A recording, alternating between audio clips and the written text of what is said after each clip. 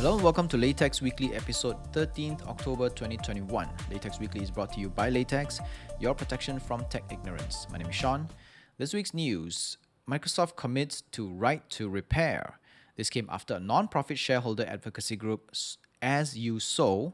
The name of the group is called As You Sow, not As You Sow. Filed a shareholder resolution asking Microsoft to look into the potential impact of making their hardware easier to repair. In return for withdrawing the resolution, Microsoft agreed to conduct a study on it. Multiple organizations, including As You Sow and iFixit, called this commitment, quote, very encouraging and, quote, a huge landmark move for Microsoft. This is more than what other tech giants have done when it comes to the right to repair. The right to repair is actually a movement that regulators have been trying to enforce following recent years of tech companies continually making it harder for third-party repair companies to fix their devices. This caused a lot of monopoly over repairing of the devices and some devices being completely unable to repair at all, both of which Apple have been infamous for creating. The right to repair isn't only about giving the power of repairing devices to third-party companies, but also extending the lifetime of hardware, which ultimately leads to the reduction of e-waste. A lot of tech companies nowadays, they don't really care about repairing it. They're forcing people to, keep buying new devices so they can keep making money and keep pushing the technological thresholds, which has been creating a lot of e-waste in the past decade or so. Over the years, Microsoft Surface devices have seen gradual increase in repairability. The most recent line of Surface Pro 8 will spot SSD storage that can easily be removed and replaced. All you have to do is just to flip a switch that pops up a cap, you can replace the SSD and you're done. So that is a step to making it a lot more repairable, and hopefully Microsoft hardware can make more parts replaceable as well so that their devices can actually last longer. And one of the things that makes Microsoft Surface devices more repairable is also the fact that they have been using the same chassis for a long time. And because they use the same chassis for a long time, there is no need to keep upgrading to a new and better looking one. And people can actually just, take it apart, change the parts that they can, and they can keep using their existing devices for a longer time. That's good. We have to start looking into these things because we cannot continue to keep buying devices and throwing them away, throwing completely usable devices away just because companies like Apple make like software upgrades that has this planned obsolescence to force us to keep buying new devices, and that's not good for the world. Samsung publishes stress tests on foldable phones. Samsung has recently posted videos on its website showing 4 separate stress tests on their foldable devices. One has devices exposed to different climates to make sure they still work. Another one tests the phones being submerged in water. The third tests the performance of its S Pens on both the Z Fold and Z Flip, while the final one is where the phones are folded over and over again to test the folding screen's durability. There were a few reported problems on screens cracking right at the hinge, which Samsung did not test. A report by 9 to 5 Google revealed that one of the journalists' Z Flip 3 has a cracked glass right at the hinge, even with minimal use. That journalist said that there was no exposure to heat or cold, and he did not recently drop his device.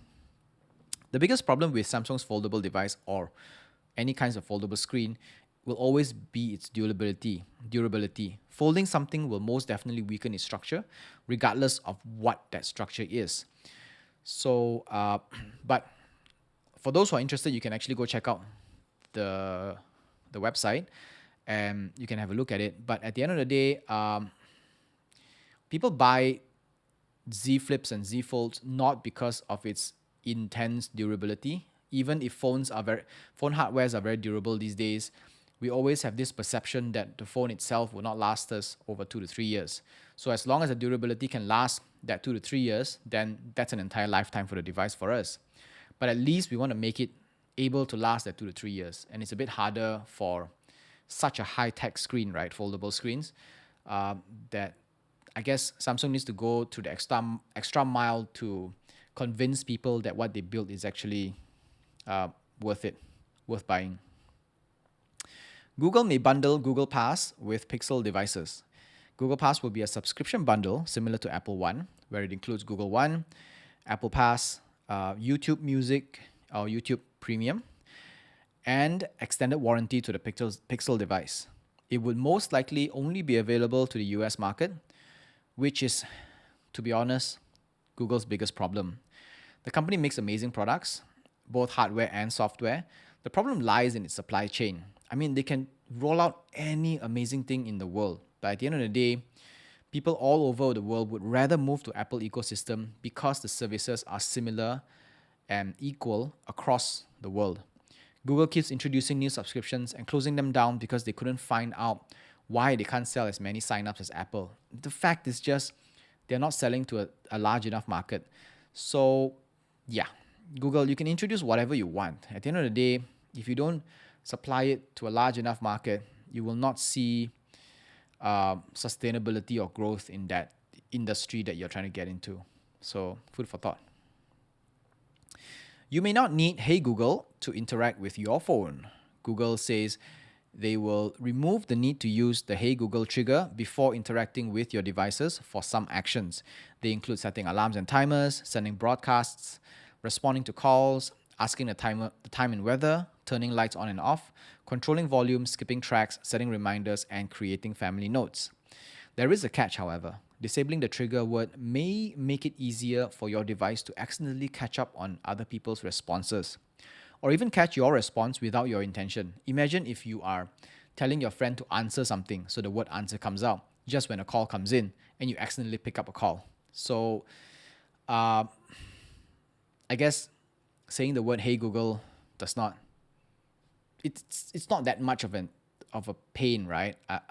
Except for the fact that you have to say the word Google all the time. It'd be nicer if they call it by a different name, but Google is a little bit of a narcissist that way. So, yeah, this function will come with Android 12 release. So if you guys are interested, yeah, look forward to it.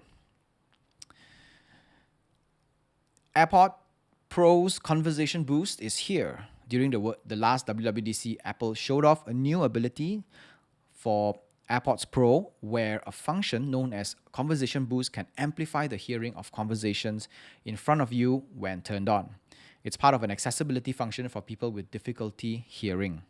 From the outset, it seems like an interesting function that helps some people, but upon usage, I personally find that it annoys me more than it helps me. The AirPods start picking up a lot of stray and high-pitched sounds from all over, which after a while started giving me a headache. It didn't really boost conversations that much either, so I guess perhaps it's just a preliminary kink that would be ironed out eventually. Second thing is, I think there is a market for this. There are people with difficulty hearing would want to buy AirPods Pro because they like to listen to music and at the same time also would like to have their AirPods double as hearing aids, but they don't have as much battery life as their hearing aids, so they would probably need to have hearing aids as backup anyway, which I don't know. It feels a lot like a novelty thing that they want to make themselves useful to more groups of people by boosting the mic capability, but in the end, it feels like a half-hearted thing. I don't know. I mean, it's still very early. Not my kind of thing, but some people may find it useful, so we'll have to see. In any case, Laytechs, this is all for Laytechs Weekly this week. Laytechs Weekly is available on Anchor FM, Overcast, Google Podcasts, Spotify, Pocket Casts, Radio Public, and more. Our full videos are available on YouTube, and I post bits and clips on Instagram and Facebook. If you like Laytechs Weekly, it would really help if you could rate and review it on the podcast feeder of your choice so more can discover it. Laytechs Weekly is looking for a regular co-host to bring more depth to the show. If you're interested, simply drop me an email at ShawnBQT, that is SHAWN, B for Bangkok, Q for Queensland, T for Thailand, at hotmail.com. That is all for social media. Laytechs Weekly episode 13th October 2021. My name is Sean. See you next week. Stay safe. Goodbye.